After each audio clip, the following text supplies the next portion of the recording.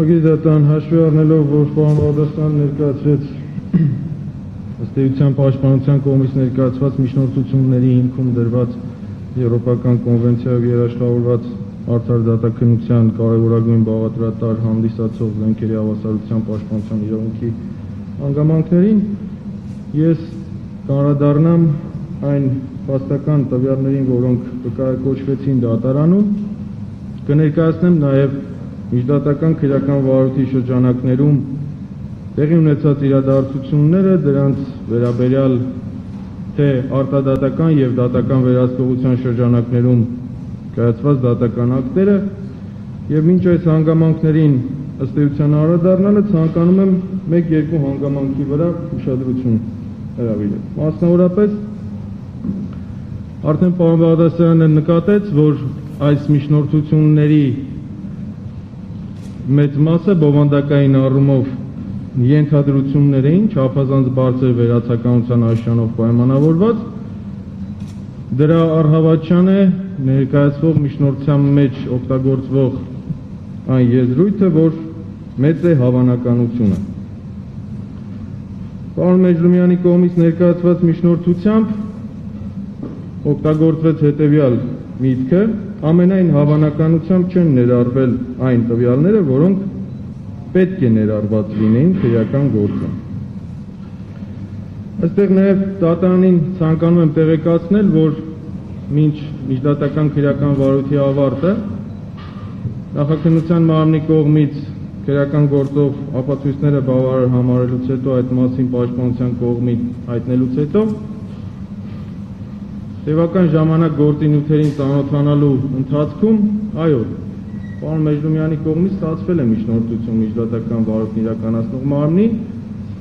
ապա նաև դրա վերաբերյալ բողոք է ներկայացվել հսկողություն իրականացնող դատախազին, որ միջնորդությունը կայացել է հետևյալում, որ պարոն Մեջլումյանը միջնորդել է դատարան ուղարկվող քրեական գործին միացնել նաև այնպիսի նյութեր, մասնավորապես դրանց մասին նախինում քննարկման առարկան նաև դարձվել է ոստիկանության կողմից որպես օպերատիվ հետախուզական միջոցառման արդյունքում ստացված տեղեկություն, մասնավորապես ոստիկանապետի առաջի տեղակալ Մահատեսյանի կողմից վարույթ իրականացնող մարմնին ուղղված գրությունը եւ մի շարք տեսանյութեր, տեսագրություններ, որոնք ըստ պարոն Մեջլումյանի այս քրեական գործում ներառված չեն։ Քննիչը պարզաբանել էր, որ ձեր կողմից ներկայացված փաստական տվյալները ներառված են քրեական գործում, հաջորդիվ նույն բողոքը ներկայացվել էր, մերժվել էր եւ նաեւ դատարանում այս հարցը բազմիցս քննարկվեց եւ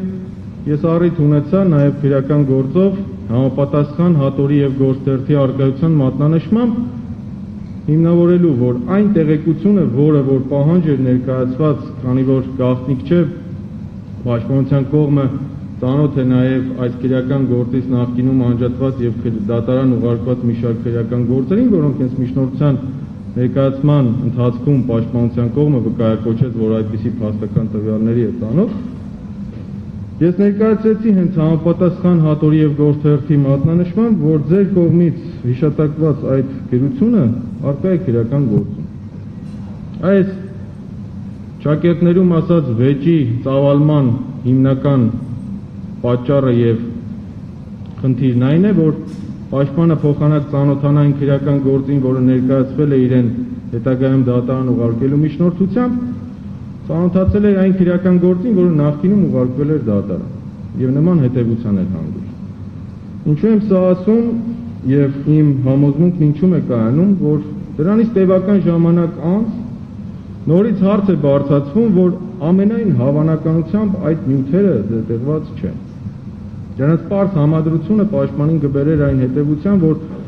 կամ ուսումնասիրած նյութերի արդյունքում կգտներ այնպիսի փաստական տվյալներ, որոնք ներառված չեն, կամ ուղղակի չծանոթանալու արդյունքում նորից հանգում ենք այն հետևության, որ վերջինս ամենայն հավանականությամբ գտնում է, որ կան այդպիսի նյութեր, որոնք ներառված չեն։ Որպես ապացույց որակվեց նախաքննության մարմնի կողմից կայացված դատավարական որոշումը։ Դրան երկար անդրադառնալու անհրաժեշտություն չեմ տեսնում, հարգելի դատարան, դրանք ուղղակի այս քրեական գործում որպես ապացույց օգտագործելու որևէ հնարավորություն գոյություն չունի։ Իսկ մյուս միջնորդությունները, որոնք ներկայացվեցին, իրենք նույն հավանականության եւ վերացականության բարձր աշխանով պայմանավորված տեղ-տեղ նաեւ ուղիղ հակադրության մեջ էին միմյանց հետ, մասնավորապես փաստաբան Խուդուրյանի կողմից ներկայացված միջնորդության մեջ ուղիղ կարող եմ մեջբերել, որ վերջինս պնդեց եւ շեշտեց, որ միջդատական վարույթն իրականացնող մարմնի կողմից իր լիազորությունների իրականացման տիրույթում, մասնավորապես քրեական դատավարության օրենսգրքի 28-րդ հոդվածի 2-րդ մասով նախատեսված քրեական գործից անձանց նկատմամբ գործ անջատելու իրավահարաբերությունները չի վիճարկում, ընդունում է, որ դա քննիչի բացառիկ լիազորությունն է եւ այդ տիրույթում որևէ խնդիր քրեադատավարական առումով գոյություն չունի։ Լսեցինք դրան ուղիղ հակոտնյա այլ մեկնաբանություններ, որ այ քննիչը լավ չի անջատել քրեական գործը, նա այդպիսի լիազորություններ չի ունեցել։ Լսեցինք միջնորդության մեջ հանգամանք, որ պահանջում ենք մինչև քրեական գործից գործ անջատելու ընթացքում ձեռք բերված փաստակազմը։ Դրանից հետո լսեցինք, որ չէ, ինչքան նախաքննություն կիրականացվի, բերեք բոլոր նյութերին ծանոթանանք։ Հիմի անդրադառնալով հարգելի դատարան ըստ էության այն հանգամանքներին, որոնք քննության առարկա են դարձվում, պետք է շեշտադրել, որ այո, միջդատական վարույթի դատական վերահսկողության ընթացքում ընդհանուր իրավասության դատարանը կայացրել էր դատական ակտ, գտնելով, որ հենց 28 հոդվածով նախատեսված լիազորությունների իրականացման ընթացքում գործից գործ անջատելու լիազորությունը բացառապես պատկանում է նախաքննության մարմնին, այն վիճարկման առարկա դառնալ չի կարող, դատական վերահսկողության առարկա չէ եւ հետեւաբար որևէ մեկը չի կարող կասկածի տակ դնել քննիչի լիազորությունների իրականացումը։ Հաջորդիվ շարունակելով գտել էր, որ պետք է այն քրեական գործը, որը դեռևս նախաքննության փուլում է, ծանոթացման ներկայացվի պաշտպանության կողմին եւ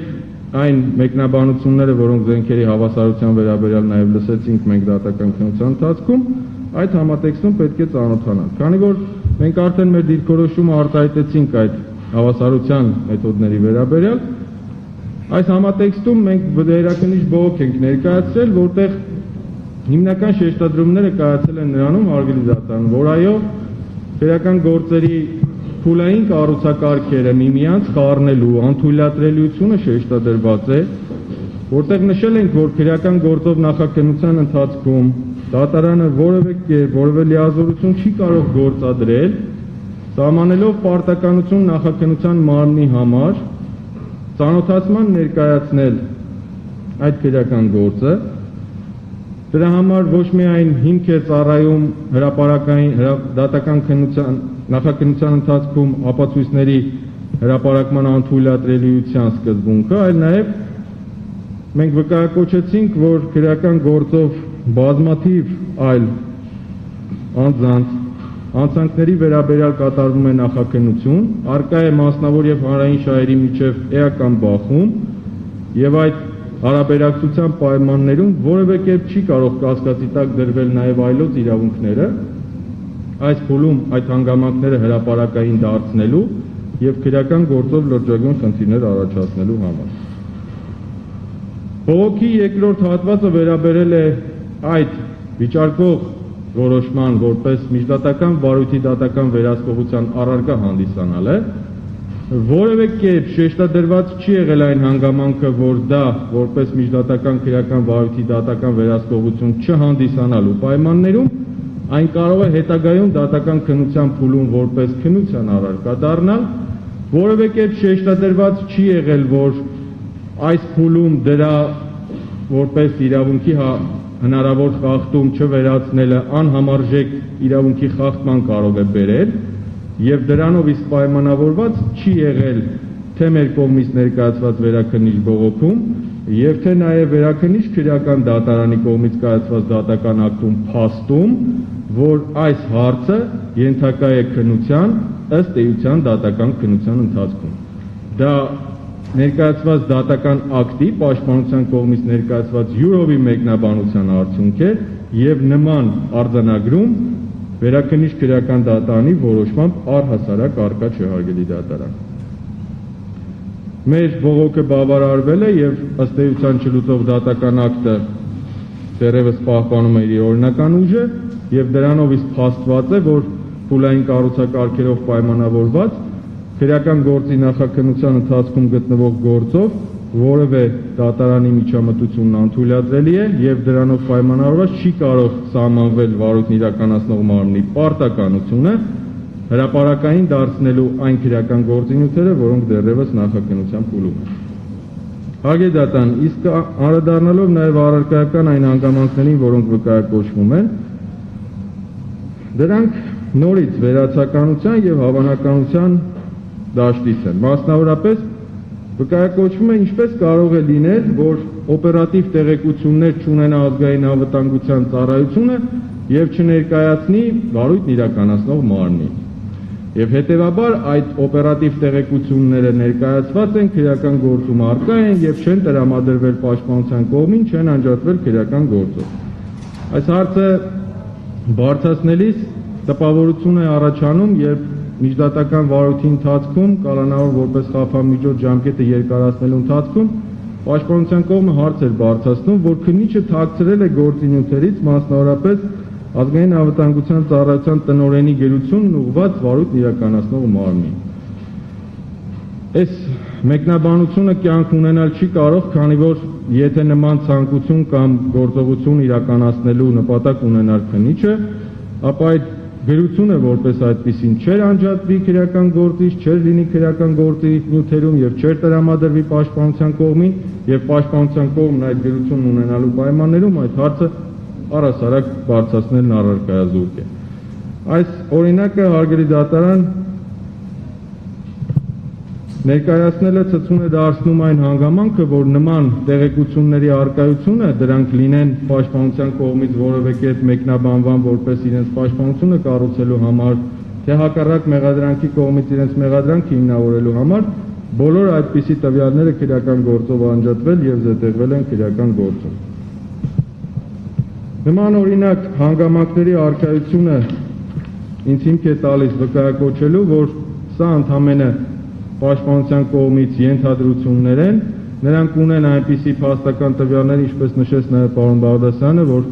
հնարավորության դեպքում կարող են քննարկման առարկա դարձնել այս դատարանում գործի քննության ընթացքում եւ իրենց կողմից վկայակոչած զենքերի հավասարության սկզբունքով պայմանավորված, նաև նրանց հնարավորություն կունենանք ծանոթանալու մենք եւ համապատասխան